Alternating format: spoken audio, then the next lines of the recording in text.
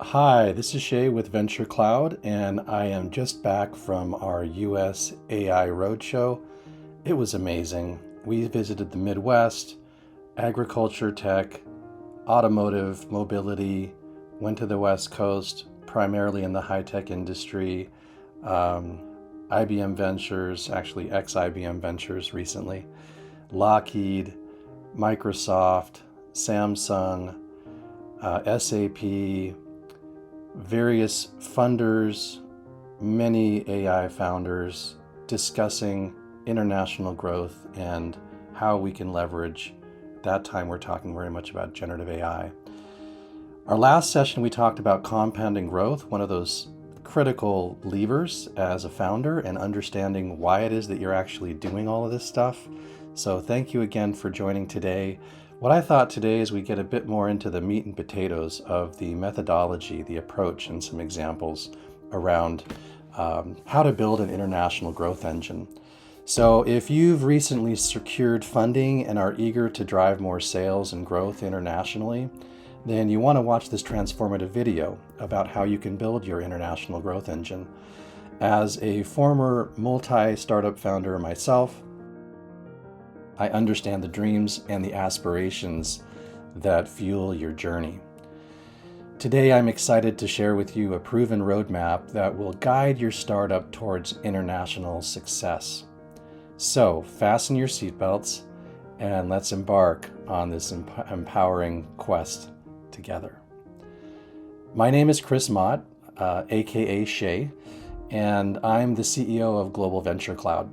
Today, I'm going to share the secrets of successful international growth for B2B startups and scale-ups. Before we dive in, let's clarify who will benefit most from today's insights. If you are a B2B scale-up leader eager to take your revenue global into the top market segments, build a category leader, if you're an early-stage founder looking to validate your assumptions before you fully invest in your international expansion, especially driving flagship remote revenue, or if you're a venture fund or angel with portfolio companies that are seeking to add value and elevate awareness, then you're in the right place.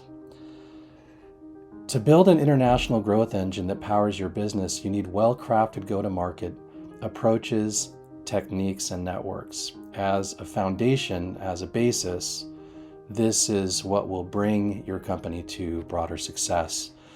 A good go-to-market gives you solid customer engagement, frictionless product positioning, and it empowers your team, helps their performance, and builds sort of momentum month over month, quarter over quarter, year over year. It's especially valuable for companies with existing products that are aiming to enter new markets and founders who want to maximize their shareholder value and potential exits down the road.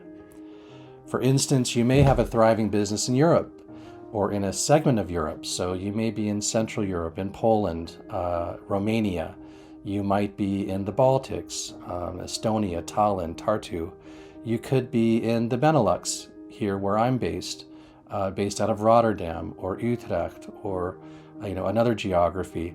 Each ecosystem has a different maturity, different government programs, different investment focus areas, and what we're trying to do is provide a common API across that entire geography that enables founders to really efficiently, with good unit economics, engage international markets and be successful. Let me share some inspiring real-life cases from our portfolio to illustrate the power of effective go-to-market strategies. And that's a little bit the focus today. Is in the last video, we talked about compounding, and prior video, we talked more about generative AI and using some of these new technologies to accelerate, be more productive. And today I wanted to get into the meat and potatoes of some concrete examples.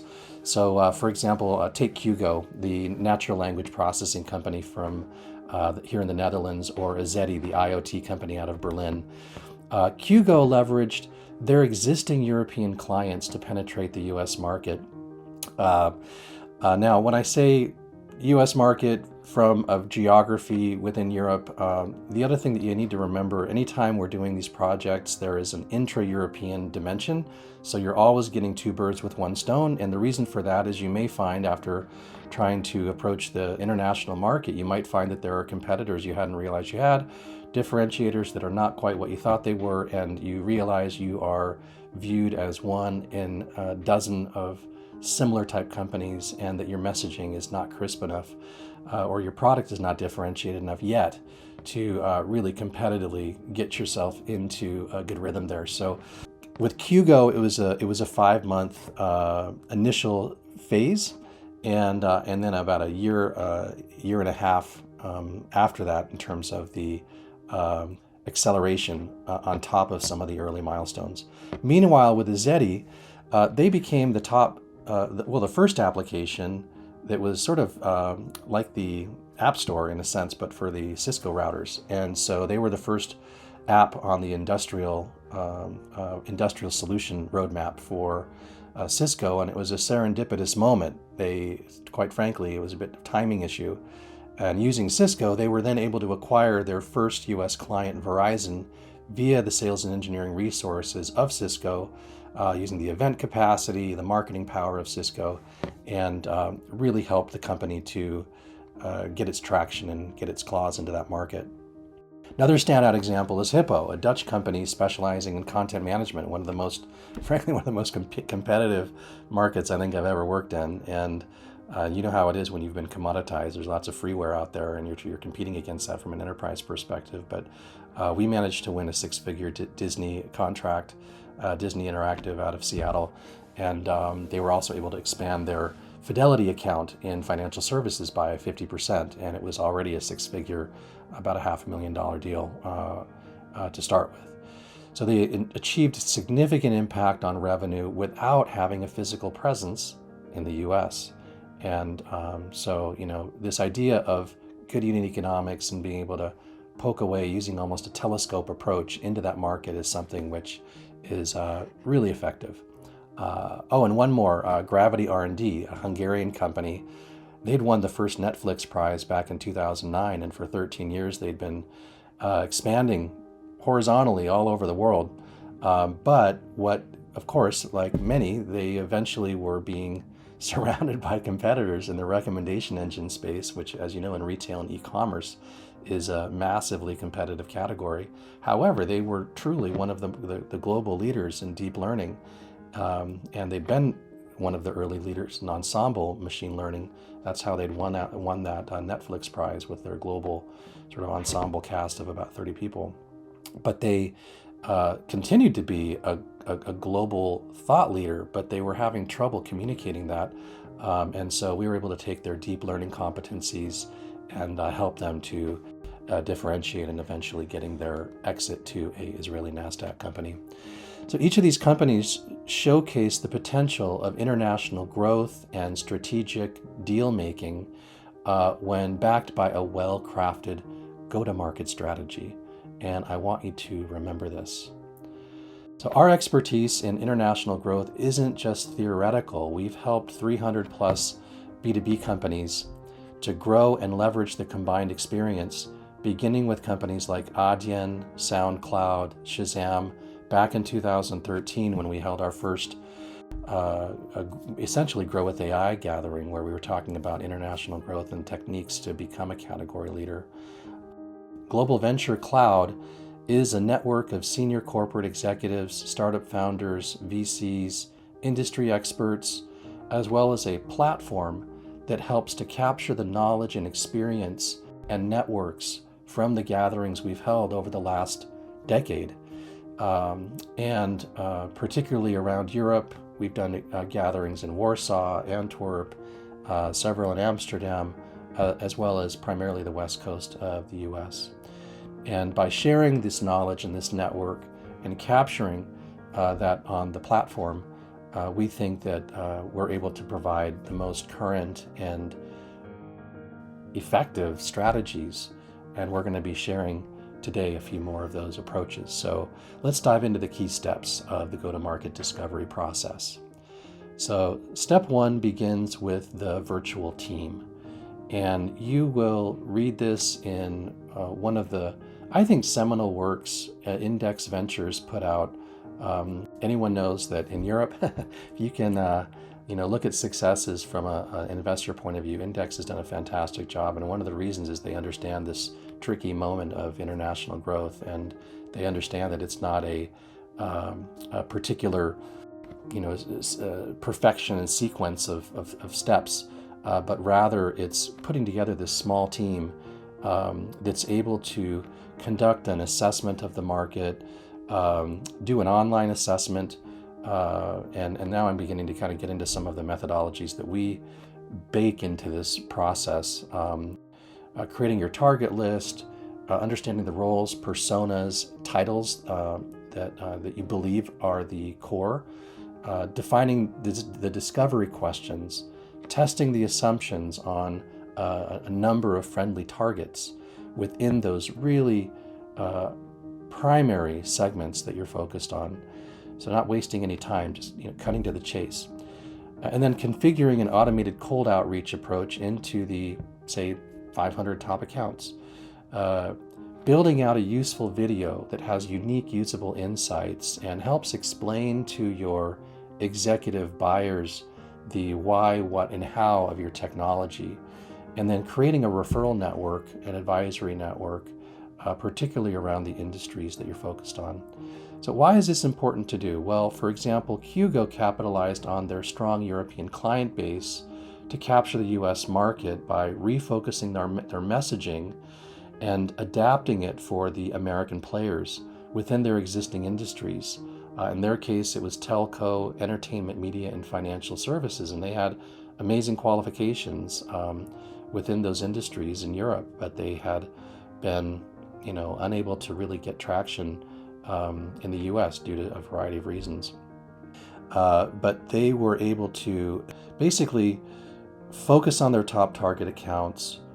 In fact, in the first, say, month to 2 months, it was on 5 accounts. So we really just got laser focused, and we ended up talking to 3 of those accounts, and incredibly, within 5 months, 2 of those 5 accounts that we had on a list in the very first week of the project became clients. It was uncanny. I don't know that we'll ever result in something like that quite so so high ratios, but really gives the message of when you go in with friendly relations, people that are in your affinity network that are willing to be very open, and you go in with a non-sales approach where you're sharing knowledge and you're really in that learning mode and listening, that inevitably, if an executive likes what you're doing, they're going to grab it and they're going to help share it internally, and it'll give you a great chance of basically on your own merit getting yourself into an opportunity there.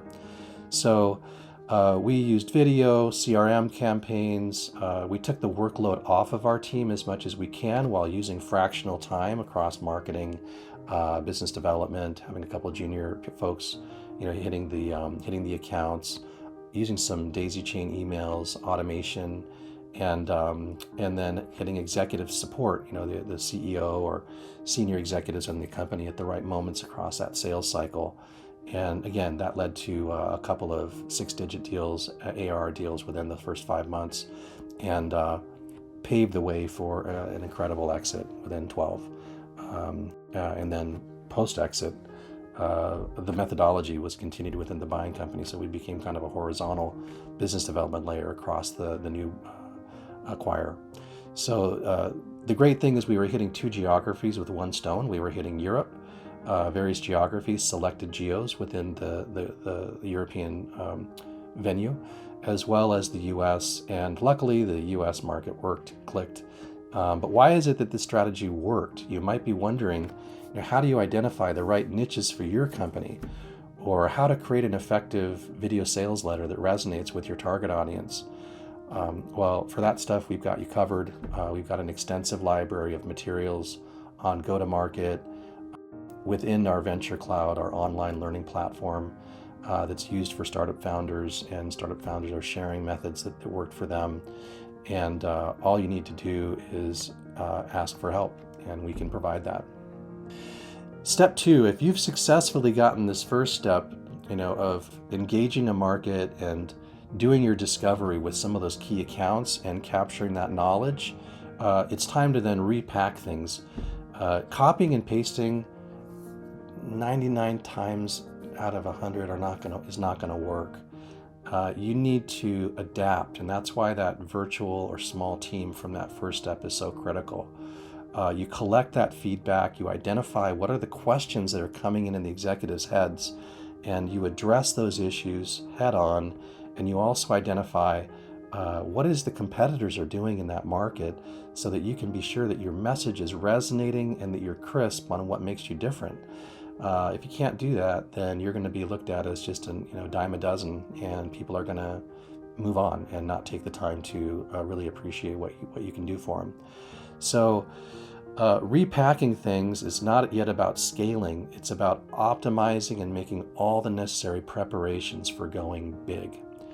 At that time, it's about creating your foundational sales copy. So taking the time to really write your thoughts down. Building the scaffolding for your video sales letters. So your landing page with a very structured set of content. We can provide those templates for you.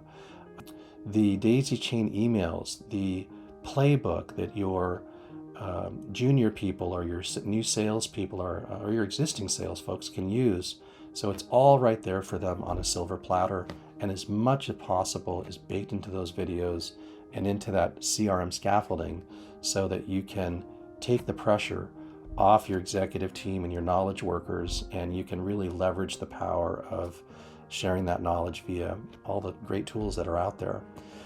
Now, you always want to mine your contacts, so you've got a whole laundry list of people that you've met over the years, and just think about the advisors you've had, the networks that they've got, your investors, but also think about some of those warm leads or deals that maybe didn't go through in the past. So collecting all of that, reasserting that, and as I said, having that growth playbook, something which takes in all the lessons from that first phase, codifies it, and makes it available to your team.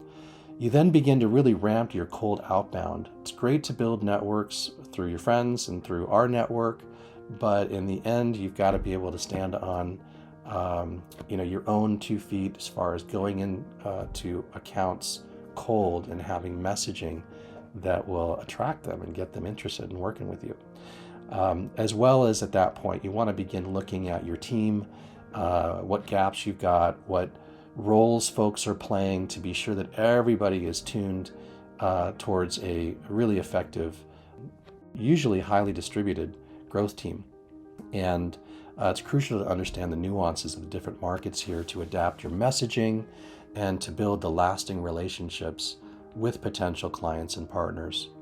So Adyen is a prime example of really doing a successful codification and capitalizing on timing. They became the very first industry app on Cisco's router for industrial solutions, just as Cisco was opening its box to external applications. In this case, again, we focused on a small number of companies. We had 25 potential partners. We were collecting the discovery, that phase 1 activity, and we began then to codify that into 2 playbooks, one for our team, and once we'd landed Cisco as a partner, they became an exclusive OEM partner. It took about 9 months, to be honest, from zero to closing that exclusive global deal with Cisco. But having done that, the funders came in a heartbeat. There were like 2 phone calls. They wired the money. The round was done. Again, we're not fundraisers, but the milestones deliver fit for purpose. And what that means is accelerated fundraising. And we built these 2 growth playbooks, one for our own team, but then also one as sort of a battle card and toolkit for the Cisco organization, and actually within the Cisco partner organizations as well. So we picked a couple of the great IoT enablement partners, and we worked very closely with them. So this battle card, as well as the internal video learning tools, gave Cisco employees and sales folks the self-confidence that, first of all, they understood what was a target for them. I know what's the profile of a company that they should be selling into, but also really explained to them the benefits of putting this solution next to other solutions they were accustomed to selling. If you're an account owner of a global flagship client or a diamond account, you are not going to open that account up to a startup you've never heard of. It just makes no sense. You're just creating risk for yourself. You'd prefer to just continue selling whatever you sold last quarter. So you've really got to be clear about what are the benefits financially for their pocketbook in terms of why it is that they should go this direction, and trust to open up their account and give them that really clear messaging, the PowerPoint decks that they can use to go into their accounts and sell, et cetera, et cetera. So this changed the trajectory of the startup, this Berlin company, and it led to an acquisition back in Europe to a German industrial. So I saw how an exclusive partner contract with Cisco and a well-crafted go-to-market blueprint enabled the company to both get that investment from their existing funders, but also drive deals, because Cisco had done all this due diligence. They'd send their engineers to the office. They'd cut the company into a million pieces in terms of what made it special, and they'd chosen to work with this company, and that was a huge badge of credibility and trust for potential clients. So indeed, people believed that this was a better mousetrap, and they would put their necks on the line to contract it. So you might think that you aren't ready to engage your top market segments, but that's what we're here for. That's what you're paying for. Access to senior executives, using people who have experience managing sales, deployments, and ROI assessments post-deployment with the top companies in your market.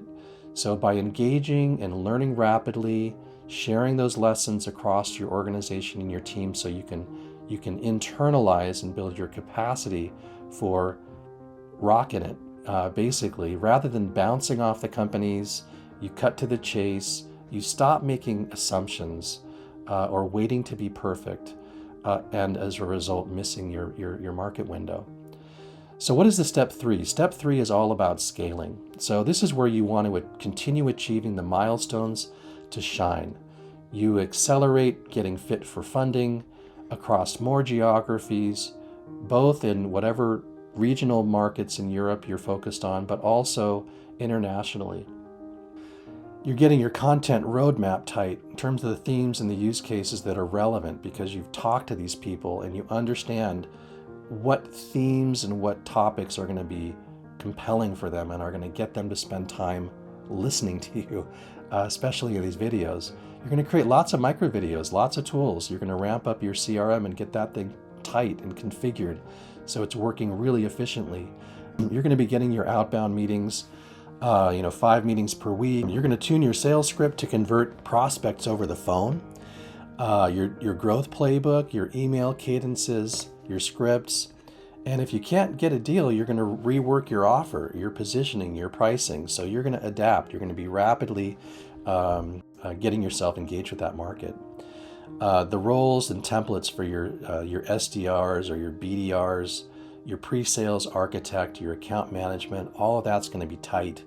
You're going to start your inbound process. So that's when you're going to start actually spending money on LinkedIn or Facebook ads. Doing any of that stuff without having your outbound process working like a finely oiled machine is going to be a waste of money.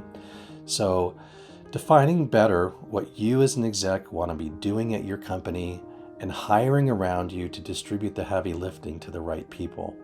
So, and hiring more salespeople and growth folks when the economics are making sense. All of this is the type of stuff that you are going to want to do in that third phase. So why is this important to do? It's critical because by testing the market in that first stage to discover the best growth engine with the least friction, and then codifying it, putting in automations, getting repeatability with the proper people resources in play, you will be getting to that compounded growth that we talked about in the last video. That means market share, since growing 50% per year versus 20% per year means a significantly higher market share over 3 to 4 to 5 years.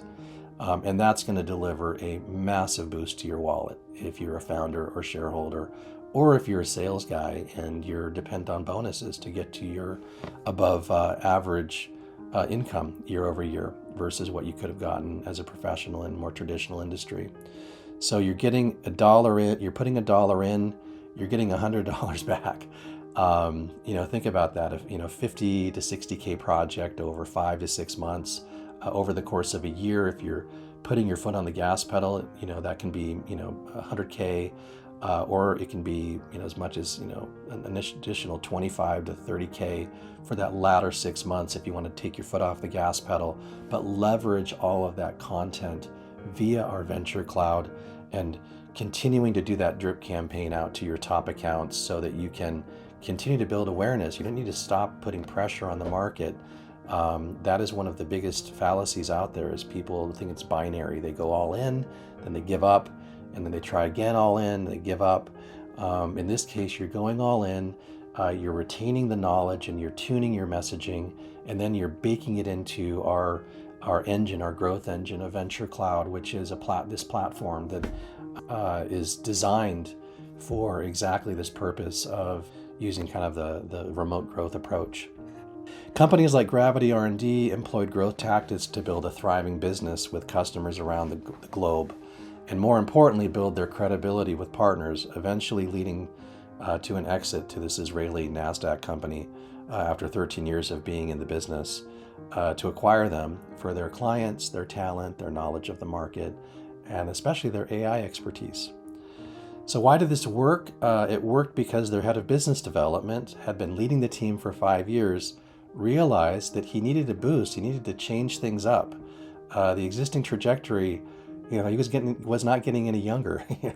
And so the idea of taking a risk, budgeting something for a test run, using this approach, was something that there really wasn't anything to lose, because it was opening up accounts that they couldn't have opened up anyway. It was engaging executives who were decision makers. It was bringing in knowledge directly from the feedback and tuning the materials that they had on their roadmap. So anytime they would take a motion, it wasn't only addressing their regional markets where they were focused, but their international and strategic accounts. So this was an ambitious mindset, and it led to a great outcome, an exit after 13 years of being in the market and putting their world-class knowledge of AI front and center with executives both in Europe but also in the US in ways that both executives could understand and build that halo of trust, which is critical for international. So you might be curious about the most effective strategies for inbound and outbound and how to harness the power of video to engage with your prospects. Well, we do believe that these video sales letters are central, and you need to take the time to develop them. They can reduce friction for the business execs that you're reaching out to. And by using a small team and going through this 3-step approach of discovery, codifying, and then team performance, you are going to shine, and you're going to have no regrets later in life around this amazing journey that you've embarked on as a founder or as a manager of a great startup. So once you've codified your video and you've got that funnel scaffolding, like landing pages, the email daisy chains, the CRM tuning, you can take your foot off the gas pedal after that first stage of a project. You can allow us to bring your message, now that we've codified it, out to the market, and we will be soft pedaling you into your strategic accounts, and you'll land deals. This is a great way to have all the tools in one place for your growth engine and your growth team. It ensures you maintain visibility and control over your growth process. It ensures that you are sharing the lessons so that as you have churn, people leave, you're retaining the knowledge and retaining the blueprint for how to be successful. And you're making sure that the lessons are being shared across your team. So you don't have one high performer, but you've got an entire team that's working lockstep. We even try to help your team try out various AI services that can help them work 30% more productively than before. Now that we've covered the essential steps of go-to-market discovery, let's talk about how you can actually start building an international growth engine. So as a startup founder, you kind of have two options. So you can attempt to do all this stuff yourself, or you can partner with industry experts like us. And the companies that do this themselves, as you can expect, often take more time and have greater risk of failing. If you tried this, you'll recognize the benefit of working with a team like ours that's been through the cycles and can really be honest with you about what works and what doesn't, even while we're in flight. So as you're flying the plane, you're able to tinker with the engine without messing things up. So look, we've helped 300 plus B2B startups at this critical juncture. Sometimes when there are 10 people and a dog, others when there are 1,000 employees and needing a new horizontal BD function to get more out of their globally distributed teams. These projects start with a 5-month discovery project, resulting in your growth engine tailored precisely for your global markets, and with the option to expand into fundraising, team recruitment, to optimize your team over that 24-month window. They're intense projects that drive remarkable growth, and they lead to exits and super results for the founders and the investors. Now, if you're a startup founder and you need to grow, you understand that you need global expansion and a laser-focused ability to claim your international revenue. An international go-to-market project like this is the right thing to go after. We're here to help you by offering our 20 years of experience, industry insights, tools, knowledge, and support on your way towards an exit and of going really huge. Building an amazing SaaS, AI, or deep tech business while keeping pressure on your niche and sales funnel is not easy. Oftentimes, you guys are the smart ones. You know your market. You've hired the best and brightest that you can find. The problem is everybody's busy and people take their eye off of those strategic markets. And when you do that, you lose momentum. And so this is a solution to that. All we're doing is taking an experienced group of folks that we've got, using a methodology that's been used over and over in the B2B space, and working with you to keep pressure on those key segments, and then tune your operation and your collateral and your people knowledge, your skills, so that you are rocking it and doing the best that you can with the time that you have with this company. So get out of the mini markets and the underperformance and using an approach that doesn't work or where you're reinventing the wheel. And work with a process that's been used multiple times and created multiples of value for startups like you, founders that were exactly in your situation, and work with a trusted team like Venture Cloud. We'll share with you our process, which is designed to help you achieve your revenue goals faster, learn from both successes and from failures, remain capital efficient, and connect with your flagship clients, your talent, and using knowledge from vetted networks that we bring. If you're ready to start with and experience the power of a well-crafted go-to-market strategy yourself, then book a demo with us. We can walk you through the methodology. We can show you the platform.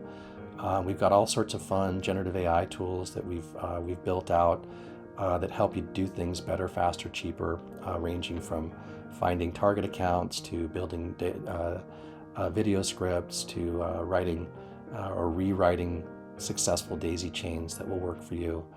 But time is of the essence, and the faster you adopt an effective go-to-market strategy, the more opportunities that you're going to access. So take action now to unlock your full international growth potential. I urge you not to miss this incredible opportunity. Get yourself into that category leadership area, and together we'll go on a path and an extraordinary growth opportunity for global expansion. So, in closing, just remember that, with a well-crafted go-to-market strategy, you can unlock new markets, you can build stronger customer relationships, you can create a fantastic career direction for your employees and make them really happy that they took the choice to work with your company, and you'll propel your business to amazing new heights. and we really want to be a part of that. So in conclusion, just remember that a well-crafted go-to-market strategy doesn't happen in a laboratory. You need to engage the market, you need to leverage best practices, you need to access senior executives quickly, get them to be honest with you, listen to what they're telling you, and adapt to what you've heard and what you're seeing in the market. And if you do that, you're going to be super successful. I look forward to connecting with you. And if you have any questions or want to reach out, I really look forward to engaging you. Congratulations on getting this far in your business. It ain't done. Give us a buzz. Thanks.